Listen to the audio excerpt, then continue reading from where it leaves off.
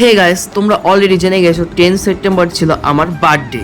তো বার্থডেতে আমি সারাদিন কি কি করেছি সেটাই তোমাদের সাথে আজকে শেয়ার করব। তো দেরি না করে শুনেই ফেলো কি কি করেছি। প্রথমেই রাত 12টার দিকে আমার বোন ছোট্ট একটি কেক দিয়ে আমাকে সারপ্রাইজ দিল হ্যাপি বার্থডে বলে। তো ওখানে আমরা কেক খাওয়া করছিলাম।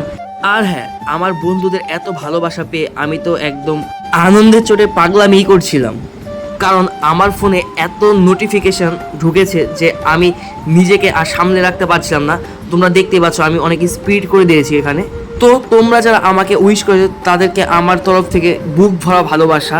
আর তোমাদের যাদেরকে আমি থ্যাংক ইউ সো মাচ লিখতে পারিনি তাদেরকে বলবো আই অ্যাম সরি, কারণ আমার আজকে ছিল ইংলিশ এক্সাম দিয়ে ফেরার সময় আমার মাথায় কিছু প্ল্যান আসে যে আমি কয়েকটি গরিব পরিবারকে বিকেলের টিফিনটা দেবো। তো আমি এখানে মায়ের মন্দিরে নমস্কার করে আমি বেরিয়ে পড়েছিলাম বন্ধুদের নিয়ে এই বিতরণ করার জন্য, কারণ খাওয়ানোর মধ্য দিয়ে আমি আমার পরিবার আনন্দ উপভোগ করি।